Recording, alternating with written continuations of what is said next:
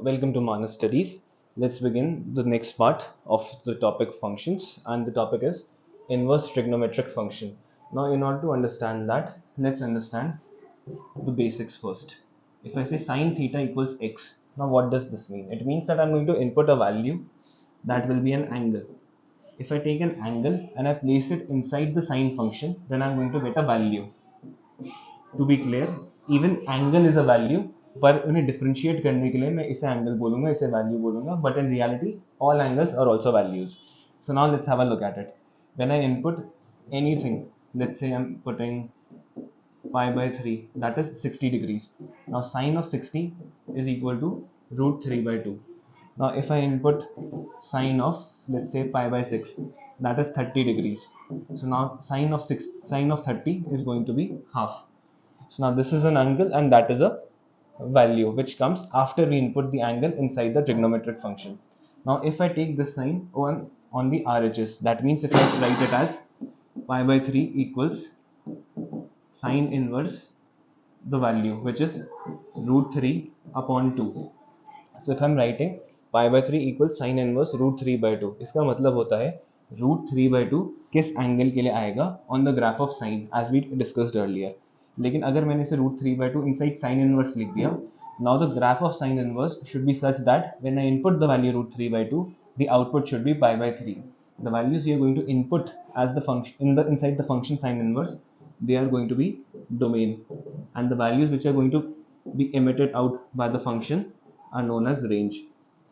So now let's try to visualize this thing further. If we have to draw the graph of sine inverse x, the graph would look something like this.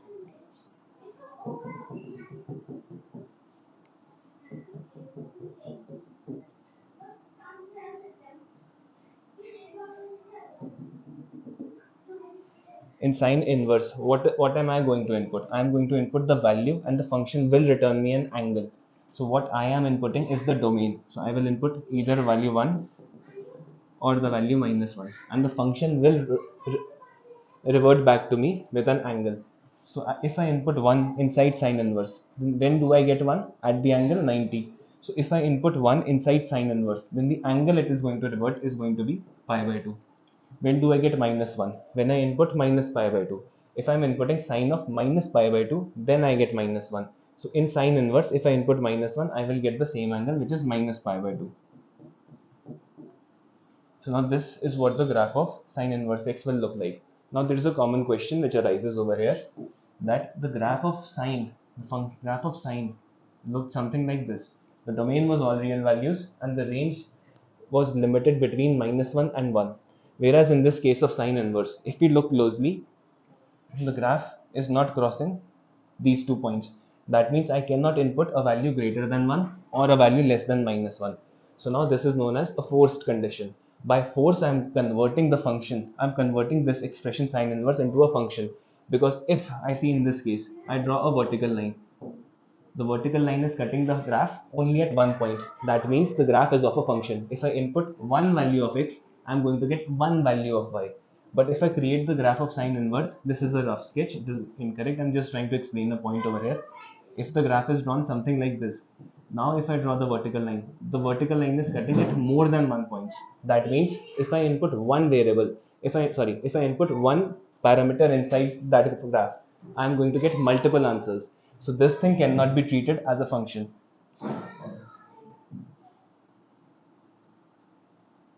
That thing cannot be treated as a function because one image has more than one,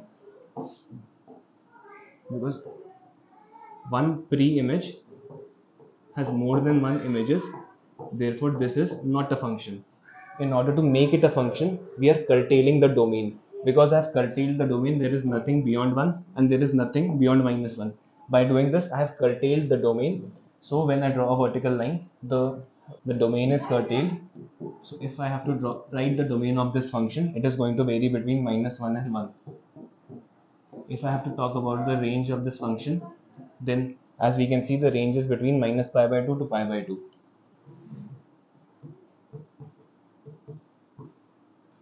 Now if we have to talk about period, this is not going to be a periodic function and there are no asymptotes. If we have to talk about the root, then only one root will exist. Only one root exists when x is equal to 0. This is the only condition for root, because at that value of the input, the output is going to be 0. Now let's look at the next graph. It is of cos inverse x. The graph for cos inverse x would look something like this.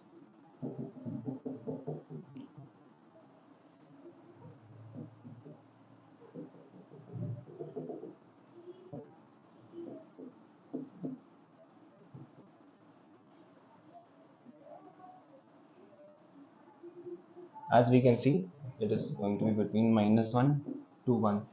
If inside cos inverse I'm inputting 1, then the output is going to be 0. Now why is that? Because in cos, if I write it as like this, cos of y is equal to x. Now let's see, cos of 0 is equal to 1, so cos inverse of 1 should be equal to 0. Therefore we get this point. Let's talk about the next endpoint. If I input y as pi, then cos of pi is equal to -1. So cos inverse of -1 is going to be pi. And let's talk about this point, pi by 2. Cos of pi by 2, what is cos of 90? It's going to be 0. So what will be cos inverse of 0? It is going to be pi by 2, as can be seen in this graph. Now let's talk about the other parameters. The domain of the function is going to be between -1 and 1. So it can be written as -1 to 1. Let's talk about range of the function. Range is the value which the function gives us back. That is the shadow of the graph on the y-axis. So the shadow is going to be from 0 to pi. So the range is between 0 to pi. Now this is not a periodic function because it does not repeat itself. And if we are looking at it, then there are no asymptotes and there will only be one root. There is only going to be one root of the equation, and that is the value which I have to input to get the output as 0. So there is only one root, and to get that root, x is equal to 1. That is the condition in order to explain that. Now let's have a look at the last one, that is y equals to tan inverse x. If I have to draw the graph of y equals to tan inverse of x, it is symmetric to the sine one. We're discussing y equals to tan inverse x. So now it will be symmetric to the sine one. So this graph would look like some similar to this. This is 0, this is pi by 2, and over here I have minus pi by 2. So if I draw it like this, then it will go like this. I hope you remember the graph of tan x. So the graph of tan x was something like this. At pi by 2, the value was approaching infinity, and at minus pi by 2, the value was approaching negative infinity. In this case, if I'm looking at it from the inverted point of view, tan y equals to x. So now at pi by 2, if I input pi by 2 over here, then the value is undefined. Therefore, as you can see, this graph is indefinitely approaching the line y equals to pi by 2. And a similar thing is happening on the other end as well at minus pi by 2. So let's write down the domain of the function. Domain is all real values. Range of the function, it is between minus pi by 2 to pi by 2. And if I have to talk about the period, the graph is not repeating, so it is not periodic. Now asymptotes will exist. There are two asymptotes. One is y equals to pi by 2 and other is y equals to minus pi by 2. These are the two asymptotes because the graph is indefinitely approaching towards these 2 points. And root of the equation, if we talk about root of the equation, then there is only going to be one root, that is at x is equal to 0. That is the value of the domain which I have to input in order to get 0 at the range. Now let's move forward. Okay, now let's discuss the graph of cosec inverse x. Again, drawing the coordinate axis.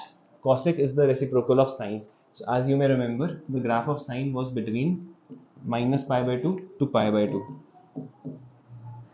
So even the graph of cosec inverse would be in between these.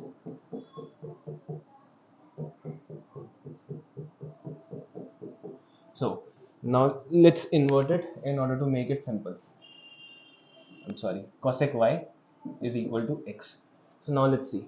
If I input pi by 2, cosec of pi by 2, it will be 1 upon sine y is equal to x. Now sine pi by 2 is 1, so x is equal to 1. So at pi by 2, the value has to be 1. The graph would look like this. Now the question arises, why is this, why is that undefined? If we look closely, then if the value of y becomes 0, then sine at 0 is 0. So the function of inverse won't be defined because 0 is coming in the denominator. If you divide anything by 0, anything divided by 0 is undefined. There is no value or anything that can define this expression. Therefore, if y becomes 0, then sine won't be defined, and hence x also won't be defined. So the graph approaches the x-axis indefinitely. Now, as we can see in this case of minus pi by 2, if I input that sine of minus pi by 2, what is the value? Please comment that down. Now, coming back to it, the value of sine of minus pi by 2 is going to be minus 1. 1 upon minus 1 will be minus 1.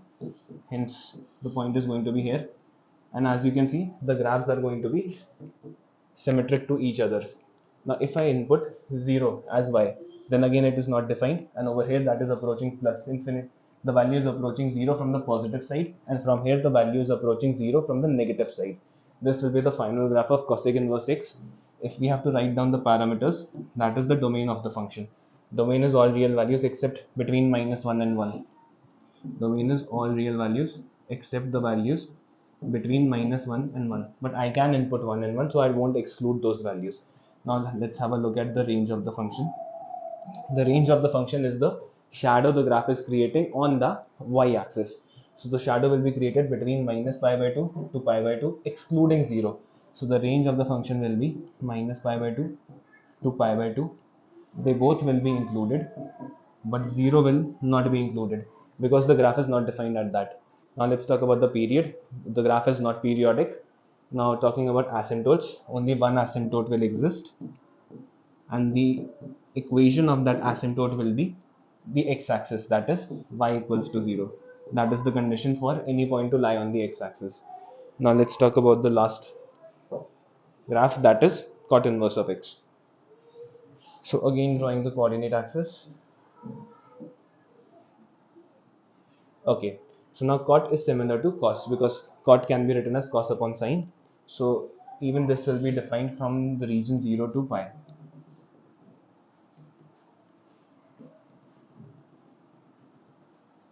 And this will be pi by 2. So now, remembering the graph of cot, in order to draw the similar, I'm so sorry.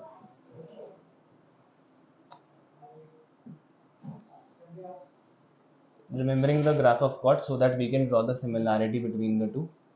The graph of cot is looks like something this. Looks like this. This will be 0. This will be pi. This will be pi by 2. So now this is the graph of cot. If I try to draw similarity, at x when I input 0, the value approaches plus infinity. At pi by 2, the output is 0. And if I input pi in the graph of cot theta, if I input pi, then the value approaches negative infinity. Now that is the same thing which we have to see over here, and the graph would look like this. As we can see, if I write it as the inverse manner in order to make explanation easier. Now y, when y is pi, then what is the value of cot pi? Let's try to understand that. Cot pi will be cos pi upon sin pi. As we were seeing, when I input cos pi, the value is minus 1, and when I input sin pi, the value is 0. So the result is undefined. So as you can see in that case, the value of x is not defined in order to get pi. Therefore, if you approach negative infinity, the graph approaches pi, and that will be an asymptote. Similarly, on that case, if I input 0, then sin 0 is going to be 0, and the cot at 0 will not be defined. Therefore, the value is the y equals to 0 becomes an asymptote of this graph. If we talk about the parameters, that is domain of the function, domain will be all real values. Since the graph is defined for all real values of x, ranging from minus infinity to plus infinity. If I talk about range of the function, if I'm talking about range of the function, then the output varies from 0 to pi. That is in between these two, but as you can see, 0 is not included and pi is also not included. So we have to incorporate open braces in order to exclude 0 and pi from the range, as they won't be included in the shadow of the graph on the y-axis. This function is not periodic since it is not repeating itself. Let's talk about the asymptotes. There are going to be two asymptotes, and the two asymptotes are, one is y equals to pi and one is y equals to 0. Y equals to pi is an asymptote and y equals to 0. These are the two asymptotes of this graph. Now let's move forward. So now these are the basic formulas which are relevant from this perspective. They will be covered in depth in the next point, in the next chapter, that is inverse trigonometric function. Just so that you know, sine inverse of minus x can be written as minus sine inverse of x, and the same applies to tan and cosec, tan inverse and cosec inverse. As you can see, sine, tan, and cosec, these are the ratios which are positive in the first quadrant, and in the last quadrant we have cot as trigonometric functions are positive in the first quadrant, and in the last one only cot is positive, sine, tan are negative. Therefore we are going to exclude this, we are going to include this region, that is from minus pi by 2 to pi by 2, in order to draw the graphs of these three functions. Talking about cos, cot and sec on the coordinate plane, all three will be positive over here, and only sine is positive in the second quadrant. So if I include this region, I will have positive as well as negative for all three trigonometric functions. Now these are the basic formulas. Sine inverse of an angle plus cos inverse of an angle equals pi by 2. You may have studied about this in class 9th and 10th. If this angle is theta, this angle is going to be 90 minus theta. Sine of theta is the same as sine theta is the same as cos of 90 minus theta, and the similar expression can be held true when talking about tan inverse x plus cot inverse x. Now a similar expression is obtained for cosec inverse x plus sec inverse x, and these are some expressions which we are going to cover in inverse trigonometric functions.